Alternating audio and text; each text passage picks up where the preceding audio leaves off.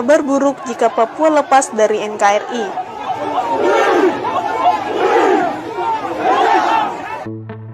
Berawal dari isu rasisme terhadap mahasiswa asal Papua di Surabaya, Jawa Timur, demonstrasi bentuk protes tak kunjung padam juga. Berbagai aliansi dan kelompok massa Papua terus turun ke jalan menyuarakan tuntutan. Gelombang protes bermunculan di sejumlah titik di Papua, di Manokwari, menjalar ke Jayapura, bahkan telah sampai di Mabes TNI dan di depan Istana Merdeka di Jakarta.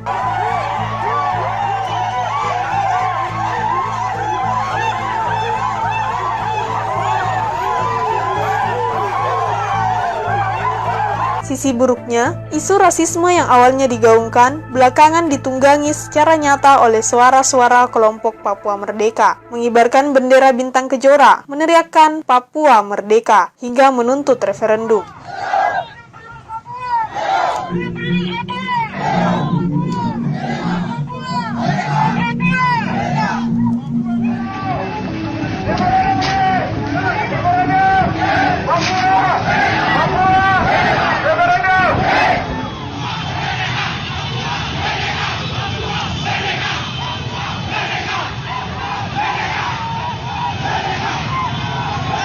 Tragisnya lagi, aksi unjuk rasa di Papua telah menelan korban jiwa dari pihak aparat dan sipil. Jika pemerintah Indonesia tidak tegas dan cermat menyikapi masalah ini, maka mimpi buruk Indonesia tentang Papua Merdeka bisa menjadi kenyataan. Saya minta masyarakat juga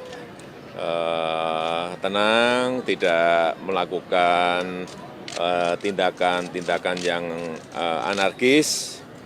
Saya juga telah memerintahkan sebetulnya tadi malam sudah saya perintahkan kepada Menko Polhukam pada saat rapat di Istana bersama Kapolri, Kabin, dan dan Panglima TNI untuk mengambil tindakan tegas terhadap siapapun yang melanggar hukum dan pelaku tindakan anarkis serta rasialis. Indonesia harus hati-hati meredam kelompok Papua Merdeka dan isu yang sedang digaungkan. Aparat bersenjata di baris depan pun tak bisa gegabah karena akan dihadapkan oleh persoalan hak asasi manusia jika teledor bertindak. Terlebih, tidak semua negara berpihak kepada Indonesia dalam persoalan kelompok separatis ini. Masalah separatis seperti ini berbeda kasusnya dengan persoalan terorisme yang dilawan oleh semua negara. Buat satu perjanjian yang bisa mengikat antara Indonesia dan Papua. Dari seluruh pasal Undang-Undang Otsus ini, hanya satu pasal yang terwujud, yaitu Majelis Rakyat Papua. Terus pasal lainnya di mana? Karena pembatasan di dalam Undang-Undang Otonomi Khusus ini kan seluruhnya diberi kewenangan, kecuali ada 5 tadi. Tapi itu tidak dilakukan. Jadi inkonsistensi negara dalam menjalankan Undang-Undang Otonomi Khusus Papua.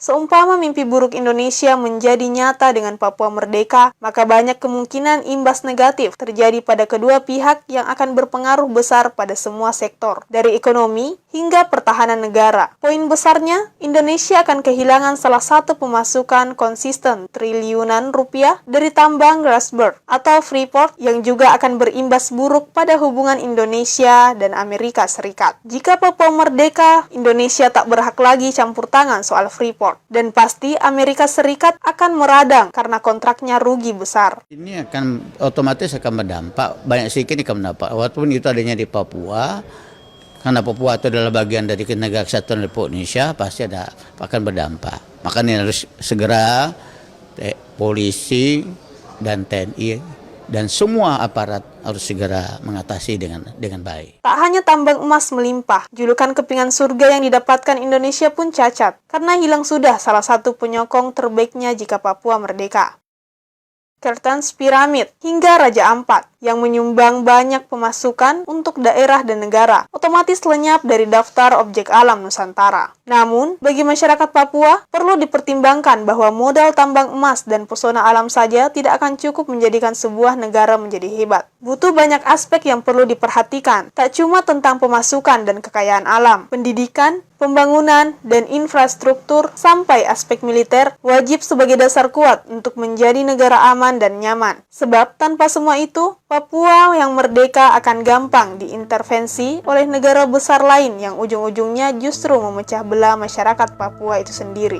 Mari kita semuanya menjaga agar tanah Papua tetap menjadi sebuah wilayah yang damai, tanah yang damai, dan saya mengajak kepada semua ketua dan tokoh-tokoh adat, ketua dan tokoh-tokoh agama, kaum muda Papua, untuk mewujudkan Papua yang maju dan tetap damai.